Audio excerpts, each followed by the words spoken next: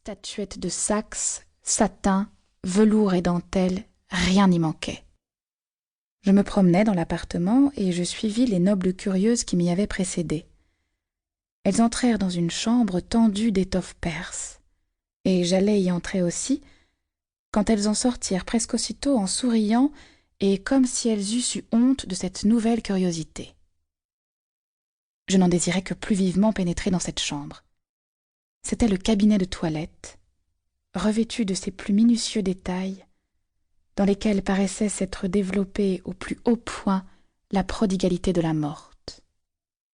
Sur une grande table, adossée au mur, table de 3 pieds de large sur 6 de long, brillaient tous les trésors d'Ocoque et d'Audio. C'était là une magnifique collection, et pas un de ces 1000 objets, si nécessaires à la toilette d'une femme comme celle chez qui nous étions, n'était en autre métal qu'or ou argent.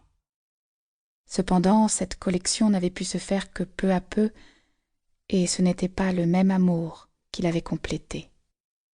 Moi, qui ne m'effarouchais pas à la vue du cabinet de toilette d'une femme entretenue, je m'amusais à en examiner les détails, quels qu'ils fussent, et je m'aperçus que tous ces ustensiles magnifiquement ciselés portaient des initiales variées et des couronnes différentes. Je regardais ces choses, dont chacune me représentait une prostitution de la pauvre fille, et je me disais que Dieu avait été clément pour elle, puisqu'il n'avait pas permis qu'elle en arrivât au châtiment ordinaire, et qu'il l'avait laissée mourir dans son luxe et sa beauté avant la vieillesse, cette première mort des courtisanes.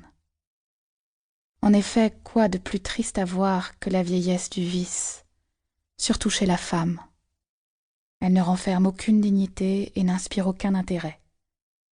Ce repentir éternel, non pas de la mauvaise route suivie, mais des calculs mal faits et de l'argent mal employé, est une des plus attristantes choses que l'on puisse entendre.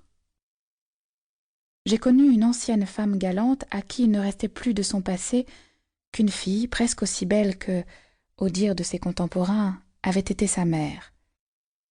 Cette pauvre enfant, à qui sa mère n'avait jamais dit « tu es ma fille », que pour lui ordonner de nourrir sa vieillesse comme elle-même avait nourri son enfance, cette pauvre créature se nommait Louise, et obéissant à sa mère, elle se livrait sans volonté, sans passion, sans plaisir, comme elle eût fait un métier si l'on eût songé à lui en apprendre un. La vue continuelle de la débauche, une débauche précoce, alimentée par l'état continuellement maladif de cette fille, avait éteint en elle l'intelligence du mal et du bien que Dieu lui avait donné peut-être, mais qu'il n'était venu à l'idée de personne de développer. Je me rappellerai toujours cette jeune fille, qui passait sur les boulevards presque tous les jours à la même heure. Sa mère l'accompagnait sans cesse, aussi assidûment qu'une vraie mère eût accompagné sa vraie fille. J'étais bien jeune alors, et prêt à accepter pour moi la facile morale de mon siècle. Je me souviens cependant que la vue de cette surveillance scandaleuse m'inspirait le mépris et le dégoût. Joignez à cela que jamais visage de vierge n'eut un pareil sentiment d'innocence, une pareille expression de souffrance mélancolique. On eût dit une figure de la résignation. Un jour, le visage de cette fille s'éclaira. Au milieu des débauches dont sa mère tenait le programme, il sembla à la pécheresse que Dieu lui permettait un bonheur. Et pourquoi, après tout, Dieu, qui l'avait faite sans force, l'aurait-il laissée sans consolation, sous le poids douloureux de sa vie? Un jour donc, elle s'aperçut qu'elle était enceinte, et ce qu'il y avait en elle de chaste encore tressaillit de joie. L'âme a d'étranges refuges.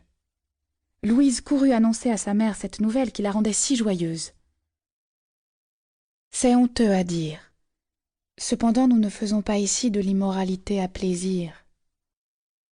Nous racontons un fait vrai, que nous ferions peut-être mieux de taire si nous ne croyions qu'il faut de temps en temps révéler les martyrs de ces êtres que l'on condamne sans les entendre, que l'on méprise sans les juger. Pour continuer à écouter ce livre audio gratuitement, cliquez sur le lien dans la description et vous pourrez l'écouter en entier sans frais grâce à l'essai de 30 jours d'Audible.